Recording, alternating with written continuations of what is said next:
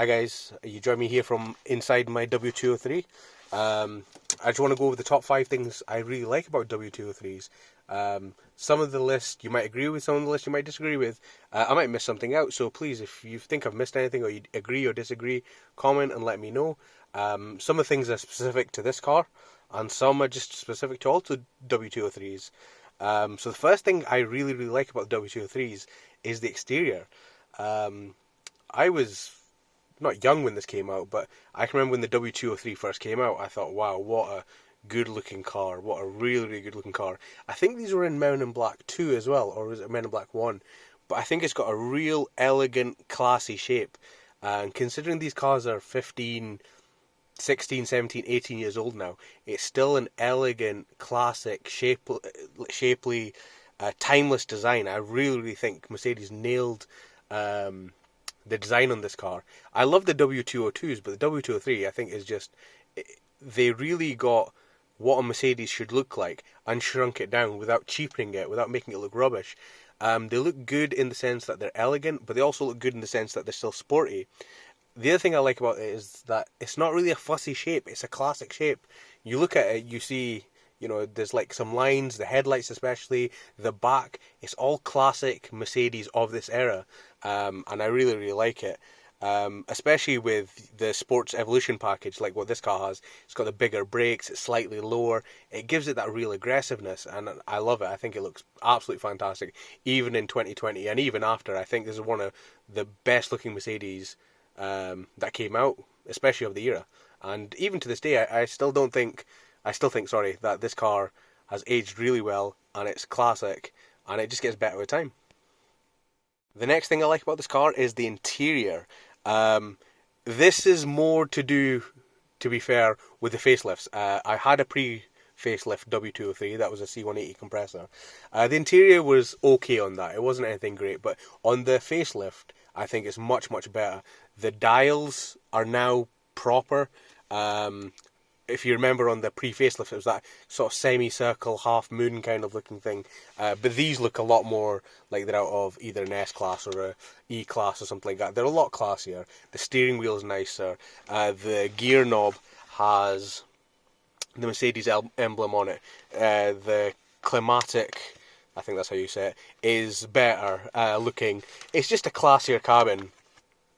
Also, in this car, you get the silver. I much prefer that to the wood grain that you got on some of the other cars. I still think you might get the wood grain on the facelifts, but compared to the pre-facelift, these facelifts are so much nicer. It's a classic, well-designed interior as well. All your touch points are good. Steering wheel, pedals, gear lever. They all really feel really good to the touch. There's no crap in it. I mean, look, I've installed, or I didn't rather. When I bought the car, it's got one of these. It's got one of these Android screen things in it. But other than that, there's no real rubbish in here. I'll put it back on radio and turn that off. There's no real rubbish in here. There's no gimmicks like 10 screens and this, that, the other. It's just a very simple design, but they got it really right. And I think, again, when you look at an interior that focuses just on screens, they date really badly. In 5 years' time, these new Mercedes with these big screens, the technology will be outdated, they'll look terrible. Whereas something like this is classy, is well done, it feels expensive as well. The leather is really nice in here. It's a black on black, which is my favourite colour, especially in Mercedes. Gangster, blacked out, murdered out, and all that kind of thing. But yeah, like I said, the steering wheel, the dials, the gear stick, the dials for the Climatic, everything has a good tactile feedback. It's well designed, and it feels like Mercedes put a bit of care into that, and I really like that. Also, the best thing about this interior is it got the cruise control from like the E-Class and the S-Class. I love this stock. I think it's probably the best implementation of cruise control. But anyway, that's the interior. I think that's probably the second best thing about this car. The third thing that I like, and this is specific to this car, I've had a C180 compressor in the past, and that was nice. It was nice because it felt like there's no engine in the front, in the sense that the front end was really light. This front end feels obviously a lot heavier, but this car's got the OM642. It's the 3-litre V6 turbo diesel. I think this is the first turbo six-cylinder they put in the W203. I think the only other engine that they had in here, which is lower, was the C270. I think that was a five-cylinder because they couldn't fit the straight sixes in here, so they had to they could only fit the five-cylinder. But when the V6 came out, obviously with the V6 being shorter than a six-cylinder or straight six, sorry, they could put that in here. It's an engine, sorry, the OM642 that they put in the E320, they put in the S320, and I think in time that became the S350 or the E350 CDIs.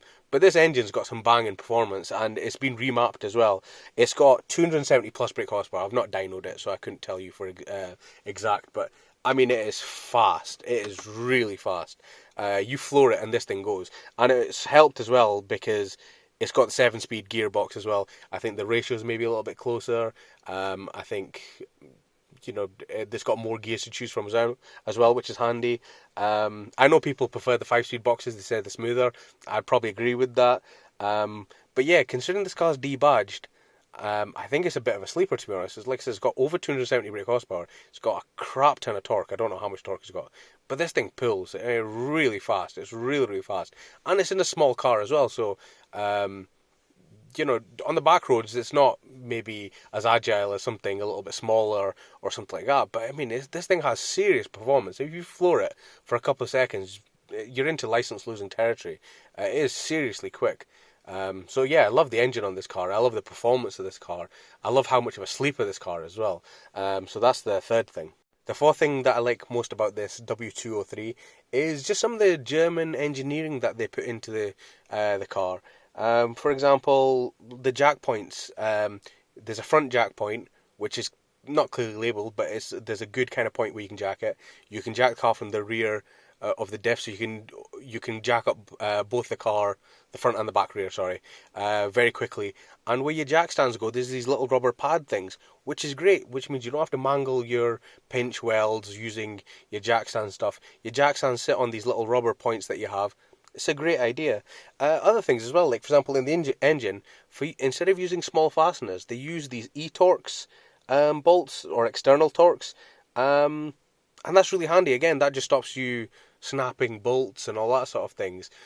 When you're doing suspension work on these Mercedes, especially for this area, I've not worked on Mercedes that are newer than this, but your suspension bolts are all massive. They'll be 16, 18, 20 mil bolts, and you can use really strong impact guns on them. But when you've got a bigger bolt, they can hold more torque, and they're less likely to shear and things like that. So some of the engineering is really good. Small things as well, like this car's got bonnet struts.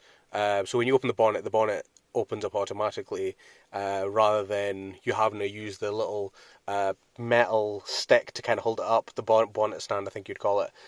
Just small things like that, or even the little bits where you can charge the battery, so you don't have to actually get to the battery. They've got separate points where you can put your jack stand, your jump lead, you can put your jump leads there, or you can put your battery charger there, and you don't actually have to access the battery, even though the battery's in a bit of a pain in the backside place. But still, they thought about these things, and I think that's pretty cool. The other thing I like about this car, the last thing I like about it, is the ride. This car's got the Sports Evolution package, so it's slightly lower, slightly stiffer, and all that kind of stuff. But even with that, it rides really nicely.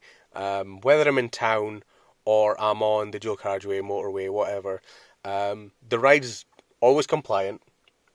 It's never too crashy. I never think, that.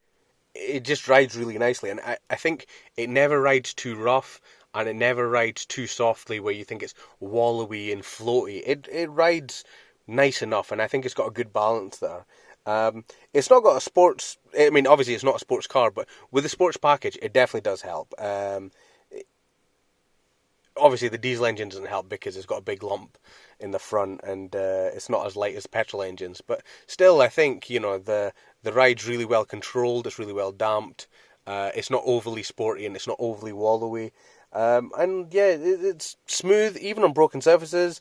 It's still not too bad, considering that this isn't a massive car. It's not an E-Class. It's not an S-Class, and it rides much better than other cars in this class of the time, or especially, for example, your Mondeos and things like that. I know this is a more expensive car to start off with, but even if you compare this to a car of its price Now, if you set a car between £1,500 and £2,500, if you get a newer Focus or something like that, this still rides much, much nicer.